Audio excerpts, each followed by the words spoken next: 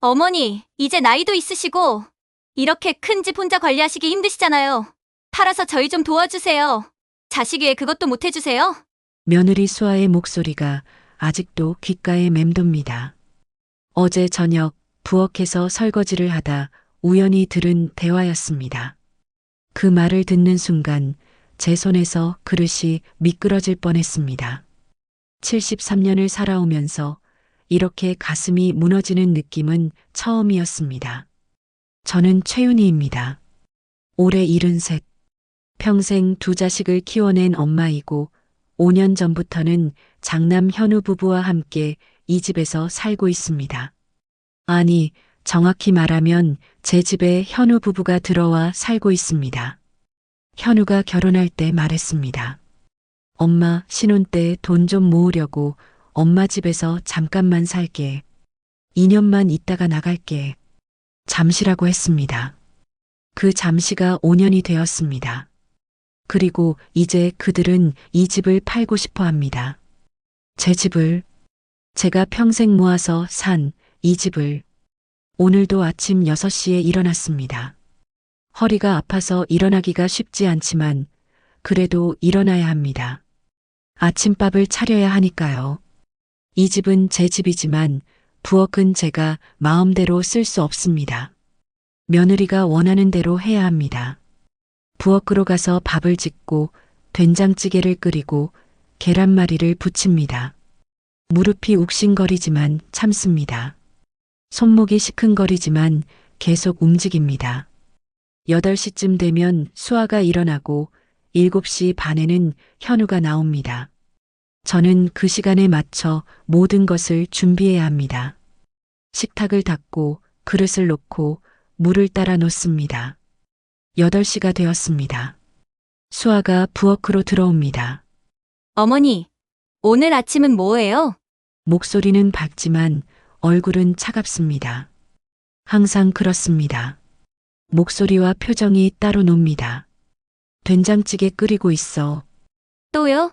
어제도 된장찌개였잖아요. 미역국 끓일까? 아니에요. 됐어요. 언제 기다려요. 입맛도 없어요. 수아는 냉장고 문을 열고 우유를 꺼냅니다. 그리고 그대로 식탁에 앉아 핸드폰만 봅니다. 제 집 냉장고인데 제가 허락을 구해야 할 것 같은 기분이 듭니다. 저는 계속 찌개를 끓입니다. 현우가 출근 준비를 하고 나옵니다. 엄마, 아침 차렸어? 응, 앉아. 시간 없는데 그냥 회사 가서 먹을게. 아침은 먹고 가야지. 금방이야. 엄마, 나 진짜 바빠. 수아야, 가자. 수아는 우유를 다 마시고 일어섭니다. 어머니, 저녁은 7시까지 차려주세요. 오늘 회식 없어요. 응, 아, 그리고 거실 청소 좀 해주세요. 오늘 제 친구 올 거예요. 문이 닫힙니다. 저는 혼자 식탁에 앉아 식은 된장찌개를 먹습니다. 맛이 없습니다. 아니, 맛을 느낄 수가 없습니다. 제 집인데 제가 손님 같습니다. 5년 전이 떠오릅니다. 현우가 결혼하고 나서 저한테 말했습니다. 엄마, 신혼 때 돈 좀 모으려고 엄마 집에서 잠깐만 살게. 2년만 있다가 나갈게. 전세 보증금이랑 집 살 돈 모으면 바로 나갈게. 잠시라고 했습니다. 잠시가 5년이 될 줄은 몰랐습니다. 처음에는 좋았습니다. 아들 내외가 잘 사는 모습을 보는 게 기뻤으니까요. 며느리 수아도 처음엔 착했습니다. 어머니, 저희가 집 빌려 사는 거나 마찬가지니까 집안일은 제가 다 할게요. 그런데 한 달쯤 지나니까 며느리는 본색을 드러내기 시작했습니다. 어머니, 제가 회사 다니잖아요. 아침은 어머니가 좀 차려주세요. 어머니, 청소 좀 해주실 수 있으세요? 저 피곤해요. 어머니, 빨래 좀 널어주세요. 하나씩 하나씩 집안일이 제 몫이 되었습니다. 그리고 어느 날부터는 당연한 것처럼 되었습니다. 제가 안 하면 며느리가 말합니다. 어머니, 왜 안 하셨어요? 회사 다니면서 제가 이것까지 어떻게 하라고. 2년 후 현우에게 물었습니다. 현우야, 너희도 슬슬 독립해야지. 엄마, 집값이 너무 올라서 조금만 더 있으면 안 돼. 그래도 벌써 2년이. 엄마, 우리도 공짜로 사는 거 아니고 관리비는 내고 있잖아. 조금만 더 참아줘. 그렇게 3년이, 4년이, 5년이 흘렀습니다. 3년 전쯤 동네 사람들 앞에서 수아가 말했습니다. 어머님 모시고 사는 거 너무 행복해요. 어머님께 살림도 배우고요. 저는 그 말을 듣고 뭐라 해야 할지 몰랐습니다. 옆집 아줌마가 말했습니다. 순애 언니, 며느리분 참 착하시네요. 시어머니 모시는 것도 쉽지 않을 텐데. 저는 그냥 웃었습니다. 웃을 수밖에 없었습니다. 집에 돌아오자마자 수아가 말했습니다. 어머니, 오늘 저녁 안 차리셨어요? 제가 피곤한데. 지금 할게. 어머니 방에서 냄새 나요. 환기 좀 시켜주세요. 응. 저는 부엌으로 갔습니다. 제 집 부엌인데 제가 눈치를 봅니다. 어제 저녁이었습니다. 부엌에서 설거지를 하고 있는데 거실에서 현우와 수아의 대화가 들렸습니다. 거실은 제 집 거실이지만 이제는 그들의 공간 같습니다. 여보, 우리 언제까지 이렇게 살아? 친구들은 다 집 샀는데 조금만 참아 돈 좀 더 모으면. 돈은 언제 모아요? 벌써 5년째잖아요. 미안해. 미안하다고 해결돼요? 침묵이 흘렀습니다. 그리고 수아의 목소리가 다시 들렸습니다. 여보, 어머니한테 말해봐요. 뭘? 이 집 말이에요. 팔면 8억은 받을 거예요. 제 손에서 그릇이 미끄러질 뻔했습니다. 심장이 쿵쾅거렸습니다. 수아야, 그건 엄마 집인데. 알아요. 하지만 어머니는 이제 나이도 있으시고 이렇게 큰 집 혼자 관리하시기 힘드시잖아요. 그래도 수아의 목소리가 단호해졌습니다. 팔아서 우리 새 집 마련하고 어머니는 작은 원룸이나 오피스텔로 가시면 되죠. 그게 어머니한테도 편하실 거예요. 이렇게 큰 집 혼자 청소하시는 것도 힘드시잖아요. 생각해 볼게. 빨리 생각해요. 나 진짜 지쳤어요. 나도 어머님 모시고 사는 거 쉬운 거 아니라고요. 저는 화장실 문 앞에 서 있었습니다. 다리가 후들거렸습니다. 숨이 제대로 쉬어지지 않았습니다. 내 집도 아닌 곳에서라고요? 이 집은 제 집입니다. 제가 30년 전에 남편이 돌아가시고 혼자 악착같이 돈 벌고 장사해서 산 집입니다. 이 집에서 현우를 키웠고 서영이를 키웠습니다. 이 집에서 남편의 마지막을 지켜봤습니다. 이 집이 제 인생의 전부인데 화장실에 들어가서 거울을 봤습니다. 73년을 살아온 제 얼굴이 보였습니다. 주름 가득한 얼굴, 흰머리, 그리고 지친 눈빛. 내가 평생 모은 게 이 집 하나인데 목소리가 떨렸습니다. 이마저 빼앗기는 거야? 거울 속에 제가 울고 있었습니다. 하지만 소리내어 울 수는 없었습니다. 며느리가 들을까봐, 아들이 부담스러워할까봐. 오늘도 저는 평소처럼 집안일을 합니다. 제 집인데 제가 집안일을 해야 합니다. 청소를 하고 빨래를 널고 저녁 준비를 합니다. 오후 3시쯤 잠깐 쉬려고 제 방에 들어왔습니다. 제 집에서 유일하게 제가 마음 편히 있을 수 있는 공간입니다. 침대에 앉아 창밖을 봅니다. 가을 하늘이 참 맑습니다. 그런데 뭔가 이상합니다. 제 방이 유난히 춥습니다. 보일러를 확인해 봤습니다. 꺼져 있습니다. 분명 어제 켜두었는데 창문도 살짝 열려 있습니다. 제가 열지 않았는데 이상합니다. 하지만 아무에게도 말할 수 없습니다. 며느리한테 물어보면 모른다고 하겠지요. 그냥 제가 깜빡한 거라고 생각하겠지요. 저녁 7시입니다. 현우와 수아가 퇴근해서 들어옵니다. 제 집인데 마치 그들이 주인 같습니다. 저는 저녁상을 차려놓았습니다. 잘 먹겠습니다.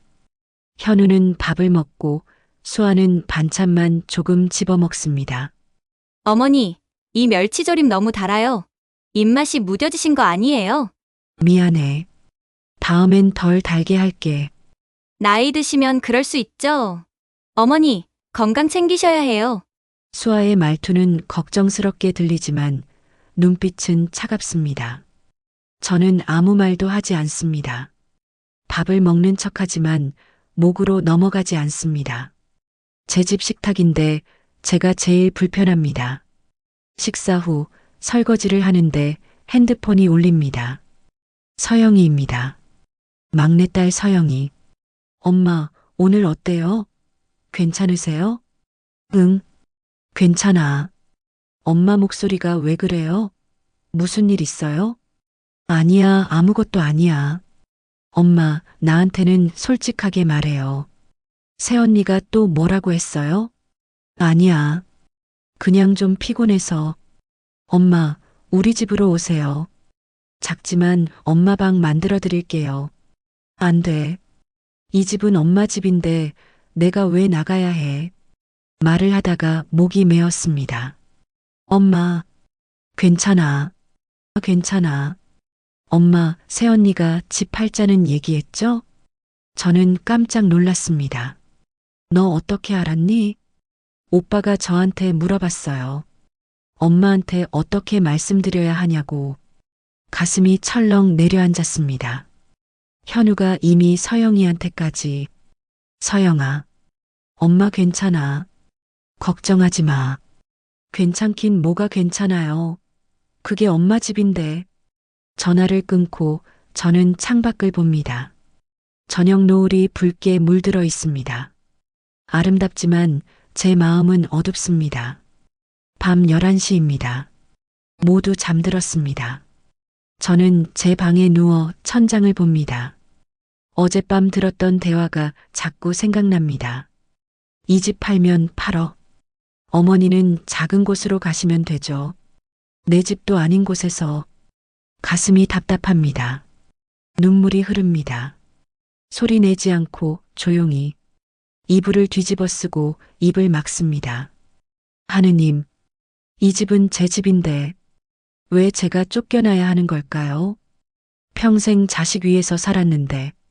하지만 대답은 없습니다. 그저 차가운 방 안에서 제 집에서 저 혼자 울고 있을 뿐입니다. 다음 날 아침 저는 일어나서 거울을 봅니다. 붉게 부은 눈, 지친 얼굴. 찬물로 세수를 하고 부엌으로 갑니다. 아침밥을 차려야 합니다. 제 집 부엌인데 제가 눈치를 보며 밥을 짓습니다. 된장찌개를 끓이면서 저는 생각합니다. 조금만 더 참자. 아들도 힘들 거야. 며느리도. 어쩌면 내가 이해를 못하는 걸 수도 있어. 하지만 가슴 한구석에서는 다른 목소리가 들립니다. 언제까지? 내 집인데 왜 내가 나가야 해? 내 인생은 없는 거야? 저는 고개를 젓습니다. 아니야. 자식이 잘 되는 게 내 행복이야. 조금만 더 참자. 찌개가 끓습니다. 김이 피어오릅니다. 저는 그 김을 바라보며 한숨을 쉽니다. 깊고 긴 한숨을. 하지만 저는 아직 모릅니다. 앞으로 일어날 일들을, 며느리가 제게 할 일들을, 그리고 제가 내리게 될 결심을. 일주일이 지났습니다. 현우는 아직 제게 집 이야기를 꺼내지 않았지만 분위기는 점점 이상해지고 있습니다. 수아의 태도가 더 차갑게 변했습니다. 예전에는 그래도 겉으로라도 예의를 지켰는데 이제는 그마저 귀찮은 듯합니다. 오늘 아침 이상한 일이 있었습니다. 제 약통이 평소와 다른 위치에 있었습니다. 항상 제 방 서랍 왼쪽에 두는데 오늘은 오른쪽에 있었습니다. 약을 꺼내봅니다. 흰색 알약, 평소와 똑같아 보입니다. 그런데 뭔가 이상합니다. 알약 표면의 각인이 다릅니다. 평소 먹던 당뇨약은 DM이라고 새겨져 있는데 오늘 약에는 VM이라고 써 있습니다. 손이 떨립니다. 누가 제 약을 바꿔치기 한 걸까요? 며칠 전 일이 떠오릅니다. 새벽에 화장실을 가려고 일어났을 때 복도에 불빛이 보였습니다. 제 방 쪽에서 나는 불빛이었습니다. 조심스럽게 문을 열어봤습니다. 수아가 제 방 서랍을 뒤지고 있었습니다. 깜짝 놀란 수아가 돌아보며 웃으며 손톱깎이를 찾고 있었다고 말했지만 손톱깎이는 욕실에 있습니다. 그날 밤 저는 이상하다고 생각했지만 대수롭지 않게 여겼습니다.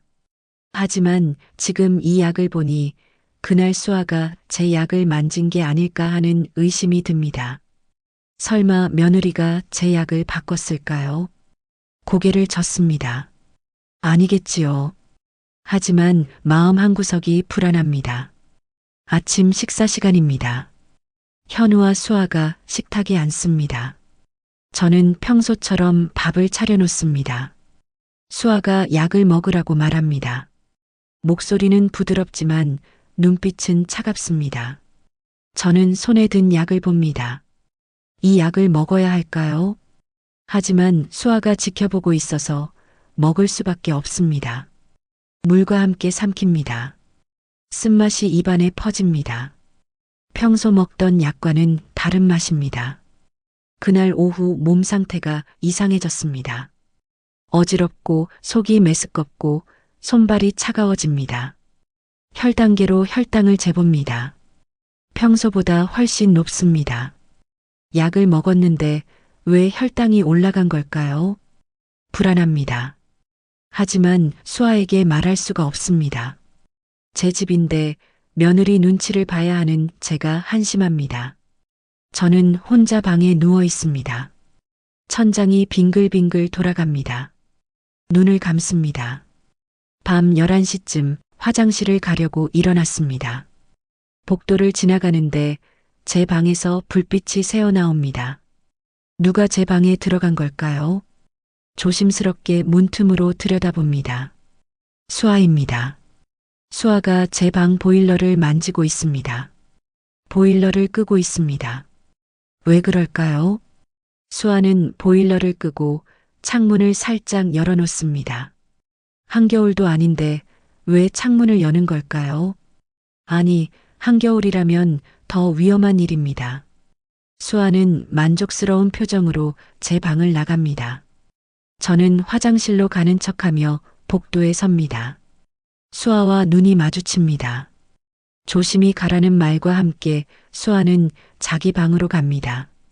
아니, 제 집 안방으로 갑니다. 저는 화장실로 갑니다. 거울을 봅니다. 창백한 얼굴, 떨리는 손. 며느리가 제 방 보일러를 껐습니다. 제 집에서 며느리가 저를 이렇게 대합니다. 다음 날 아침 감기 기운이 느껴집니다. 밤새 추위에 떨었기 때문입니다. 하지만 일어나야 합니다. 아침밥을 차려야 하니까요. 기침을 하며 부엌으로 갑니다. 수아가 거실에서 핸드폰을 보고 있습니다. 감기 걸렸냐고 묻더니 환절기에 건강관리를 잘해야 한다고 말합니다. 어제 창문을 열고 주무셨냐고도 묻습니다. 수아의 말투는 걱정스럽게 들립니다. 하지만 저는 압니다. 어젯밤 수아가 제 방 창문을 연 것을, 보일러를 끈 것을, 하지만 말할 수가 없습니다. 누가 믿어줄까요? 오후에 현우가 퇴근했습니다. 저는 용기를 내서 아들에게 말해봤습니다. 며느리가 이상하다고, 약도 이상하고 방도 이상하다고. 하지만 말이 제대로 나오지 않습니다. 며느리가 제 약을 바꿔치기 했고 보일러를 껐다고 어떻게 말합니까? 결국 아무것도 아니라고 말했습니다. 현우는 핸드폰을 보며 요즘 왜 그러냐고 수아가 엄마 걱정된다고 했다고 말합니다. 건망증도 심하고 이상한 말씀도 하신다고 수아가 말했답니다. 저는 말문이 막힙니다. 제가 이상한 사람 취급을 받고 있는 겁니다. 현우는 계속 말합니다. 나이 드시면 그럴 수 있다고, 병원 한번 가보라고. 그리고 왜 며느리를 못 살게 구냐고도 합니다. 저는 입을 다뭅니다. 더 이상 말해봤자 소용없습니다. 아들은 이미 며느리 편입니다. 제 집인데 저는 이방인입니다. 그날 밤 저는 서영이에게 전화했습니다. 며느리가 제 약을 바꾼 것 같다고 방 보일러도 끈다고 말했습니다. 서영이는 놀라며 확실하냐고 묻습니다. 잘 모르겠다고 하지만 이상하다고 대답했습니다. 약도 이상하고 방도 너무 춥다고. 서영이는 지금 바로 나오라고 자기가 모시러 가겠다고 말합니다. 하지만 저는 안 된다고 합니다. 이 집은 제 집인데 제가 왜 나가야 하냐고. 서영이는 울먹이며 제발 조심하라고 새언니를 믿지 말라고 말합니다. 며칠 후 결정적인 일이 일어났습니다. 토요일 오후 현우는 약속이 있다며 나갔습니다. 집에는 저와 수아 둘뿐입니다. 제 집인데 수아와 둘이 있는 게 불편합니다. 저는 부엌에서 설거지를 하고 있었습니다. 수아가 부엌으로 들어왔습니다. 평소와는 다른 표정입니다. 차갑고 날카롭습니다. 어머니, 우리 진지하게 얘기 좀 해요. 심장이 멎는 것 같습니다. 이 집 말이에요. 팔아주세요. 수아는 계속 말합니다. 제 집을 팔아서 자기네 새 집을 사겠다고. 어차피 혼자 사시기 힘드시다고. 작은 원룸으로 가시면 된다고. 저는 못 판다고 말합니다. 이 집은 제 인생이라고. 수아의 목소리가 높아집니다. 자기네가 얼마나 힘든지 아냐고. 솔직히 말하자면 제가 죽으면 어차피 이 집은 자기네 거라고. 지금 파는 거나 나중에 파는 거나 똑같다고. 그럼 지금 파는 게 낫지 않냐고. 수아의 말에 저는 숨이 막힙니다. 수아는 부엌을 나갑니다. 저는 그 자리에 서 있습니다. 손이 떨립니다. 다리에 힘이 풀립니다. 주저앉습니다. 제 집 부엌 바닥에 주저앉아 울고 싶습니다. 하지만 소리는 내지 않습니다. 그날 밤 저는 결심했습니다. 이대로는 안 됩니다. 더 이상 당하고만 살 수는 없습니다. 서영이에게 전화했습니다. 엄마 좀 도와달라고. 며느리가 제 집을 팔라고 한다고. 그리고 이상한 것들을 하고 있다고. 약도 바꾸고 보일러도 끈다고. 서영이가 놀라며 묻습니다. 증거가 있냐고. 없다고 그냥 제 느낌이라고 대답했습니다. 서영이가 말합니다. 증거를 만들자고 자기가 도와주겠다고. 작은 카메라를 사서 제 방에 설치해 주겠다고 합니다. 몰래요. 저는 한참을 생각하다가 알겠다고 대답했습니다. 조금만 참으라고 자기가 꼭 엄마를 지켜주겠다고 서영이가 말합니다. 일주일 후 서영이가 작은 카메라를 가져왔습니다. 현우와 수아가 외출한 사이 서영이는 제 방 책장 뒤에 카메라를 숨겼습니다. 이제 새언니가 뭘 하든 다 찍힌다고 말합니다. 서영이가 떠나고 저는 혼자 방에 앉습니다. 이제 시작입니다. 며느리의 본색을 밝혀낼 시간입니다. 그날 밤부터 카메라는 모든 것을 기록하기 시작했습니다. 며느리가 제 방에 몰래 들어와서 약통을 만지는 모습, 보일러를 끄고 창문을 여는 모습, 제 서랍을 뒤지는 모습, 모든 것이 기록되었습니다. 일주일 후 서영이가 카메라를 회수했습니다. 다 찍혔다고 말합니다. 새언니가 정말 끔찍한 짓을 했다고. 서영이의 목소리가 떨립니다. 저도 떨립니다. 이제 어떻게 하면 되냐고 물으니 서영이가 말합니다. 조금만 더 기다리라고 자기가 준비하겠다고. 저는 창밖을 봅니다. 겨울이 다가오고 있습니다. 찬바람이 불어옵니다. 하지만 저는 더 이상 춥지 않습니다. 이제 싸울 준비가 되었으니까요. 며느리야, 내가 내게 한 것들, 이제 갚을 시간이야. 그리고 이 집은 내 집이야. 절대 빼앗기지 않을 거야. 2주가 지났습니다.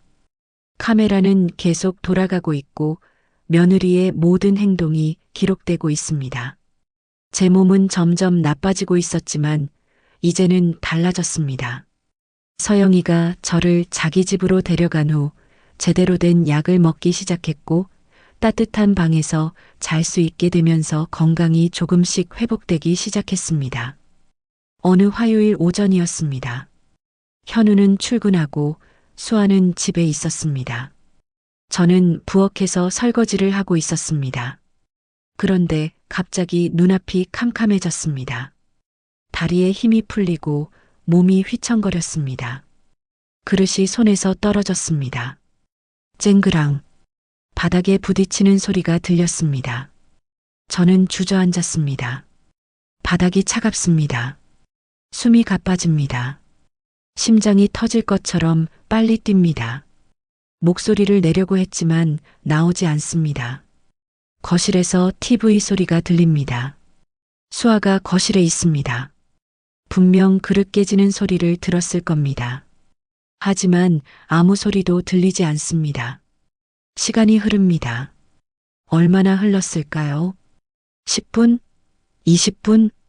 저는 바닥에 쓰러진 채로 천장만 바라봅니다. 의식이 점점 멀어집니다. 어느 순간 복도에서 발소리가 들렸습니다. 수아가 부엌 문 앞에 섭니다. 저를 내려다봅니다. 표정이 없습니다.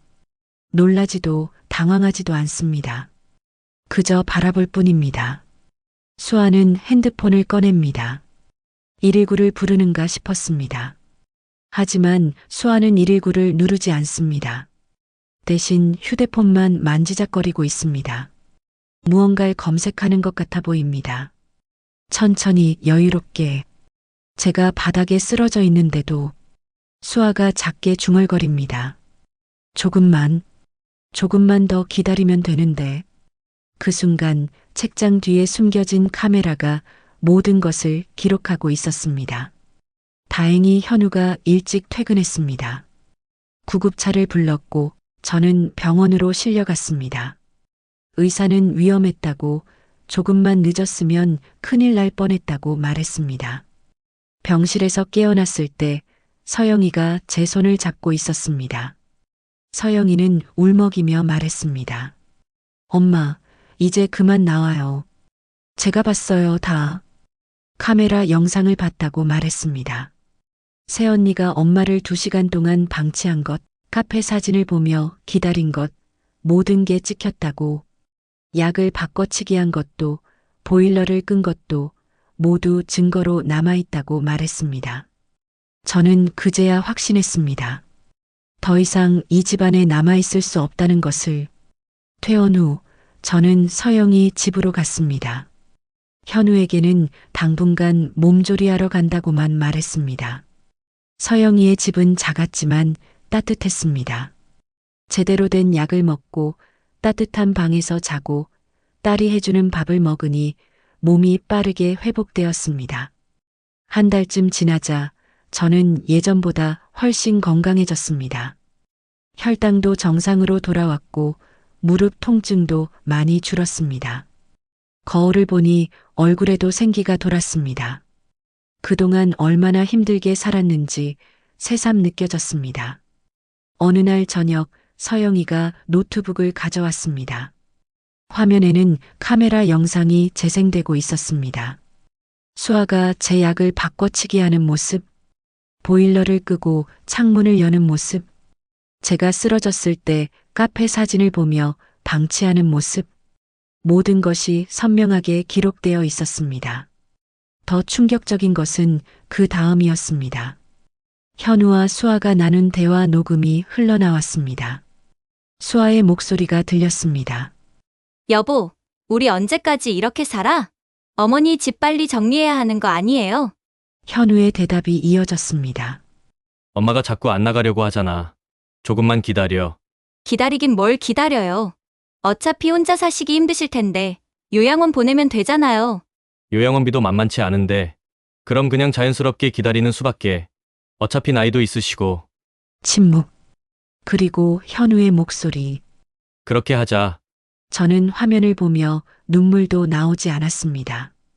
그저 차가운 분노만 느껴졌습니다. 서영이가 제 손을 꽉 잡았습니다. 엄마, 이제 엄마 인생 사세요. 저 오빠 용서 못해요. 저는 고개를 끄덕였습니다. 그날 밤 저는 결심했습니다. 이제 제 인생은 제가 살겠다고, 자식을 위해 희생하는 삶은 끝났다고. 다음 날 저는 은행에 갔습니다. 서영이와 함께 은행 창구 앞에 앉았습니다. 젊은 직원이 서류를 넘기며 말합니다. 고객님, 다시 한번 확인드리겠습니다. 현재 주택 시세는 8억 원 정도로 감정되었고요. 기존 대출이 없으시니 최대 6억 4천만 원까지 대출이 가능합니다. 저는 잠시 망설였습니다.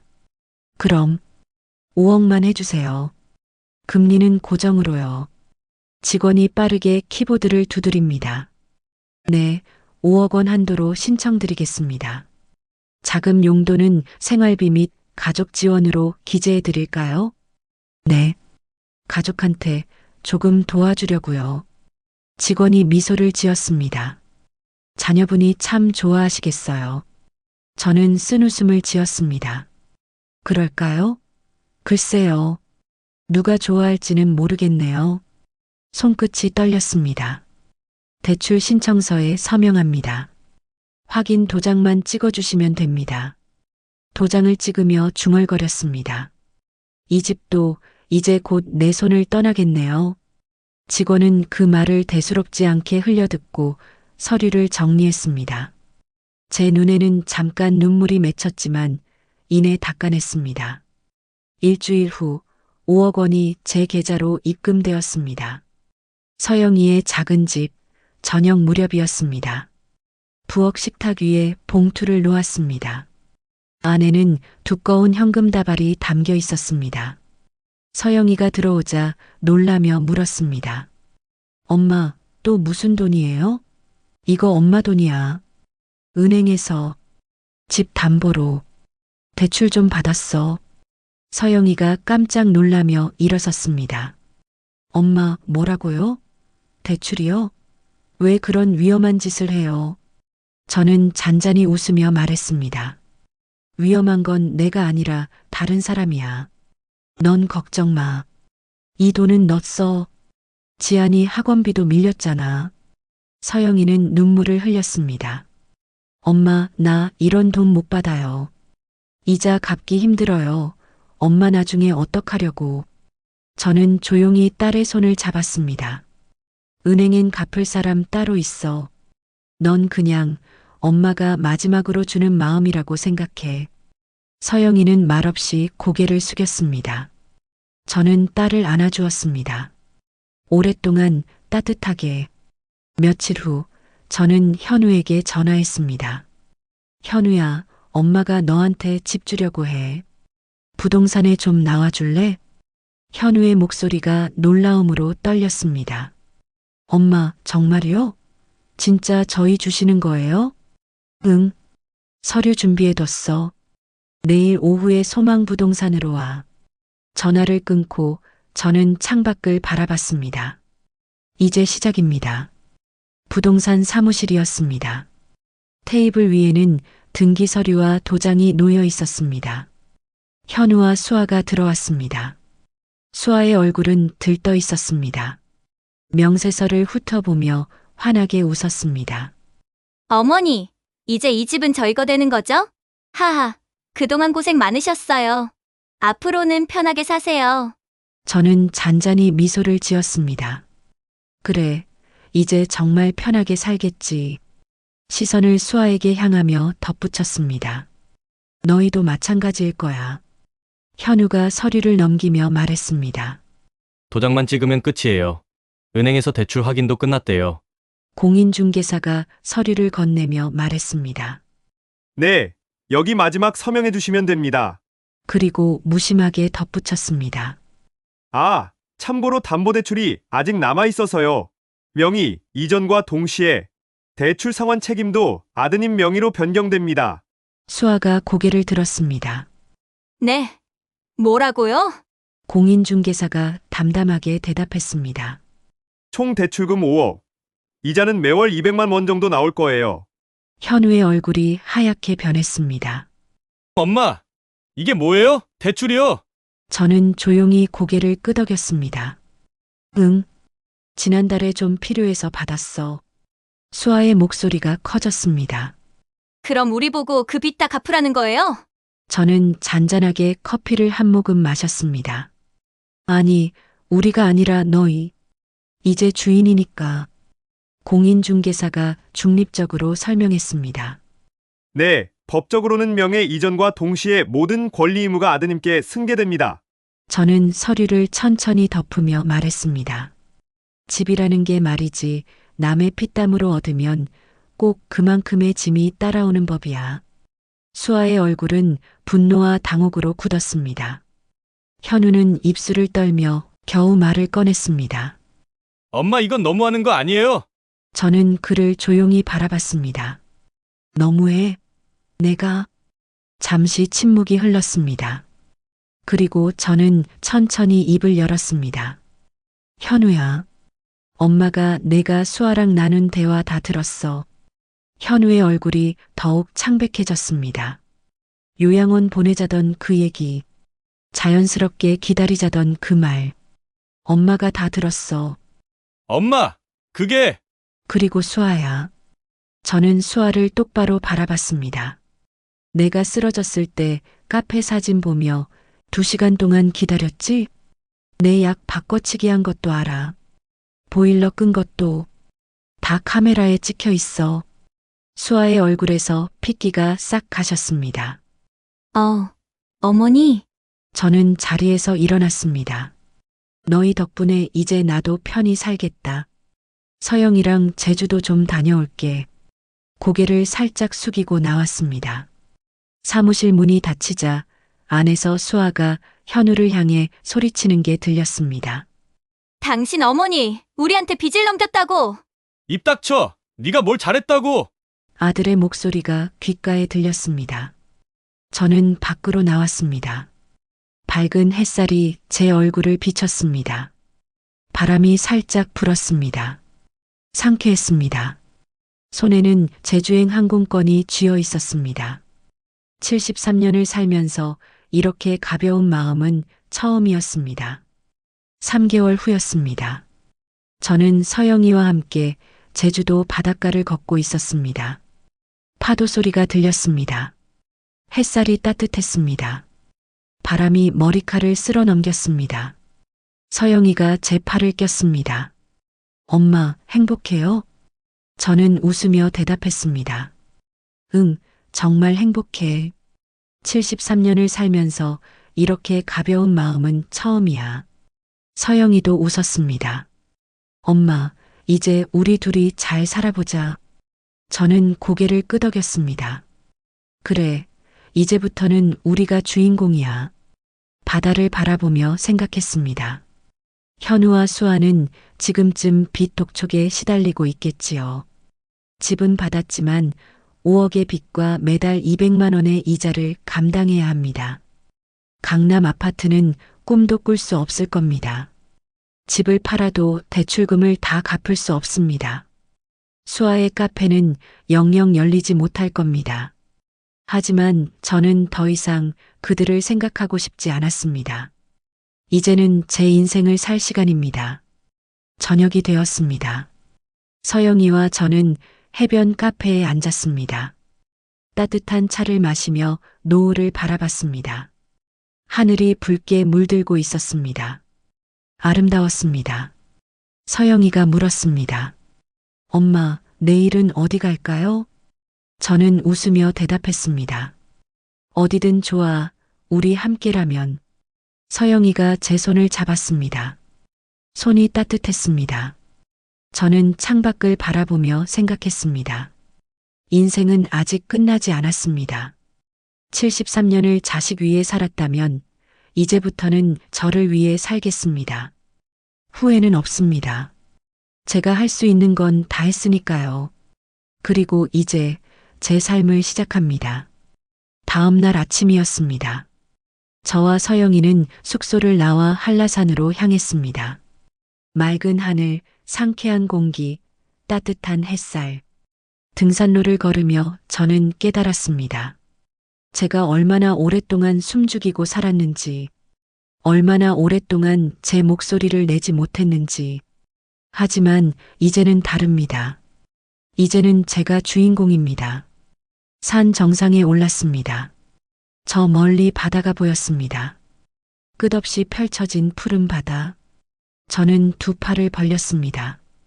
그리고 크게 소리쳤습니다. 야호! 제 목소리가 산에 울려 퍼졌습니다. 서영이도 함께 소리쳤습니다. 야호! 우리는 웃었습니다. 오랫동안 행복하게. 인생은 한 번뿐입니다. 자식을 위해 희생하는 것도 사랑이지만 자신을 위해 사는 것도 사랑입니다. 너무 늦기 전에 자신의 행복을 찾으세요. 그리고 기억하세요. 가족의 이름으로 당신을 아프게 하는 사람들에게 당신은 아무것도 빚진 게 없습니다. 최윤희는 73세에 새로운 인생을 시작했습니다. 당신도 할 수 있습니다. 지금부터 이 이야기가 여러분의 마음에 작은 용기를 주었다면 구독과 좋아요 부탁드립니다. 그리고 댓글로 여러분의 이야기도 들려주세요. 누구나 자신의 인생을 살 자격이 있습니다. 다음 이야기에서 또 만나요. 감사합니다.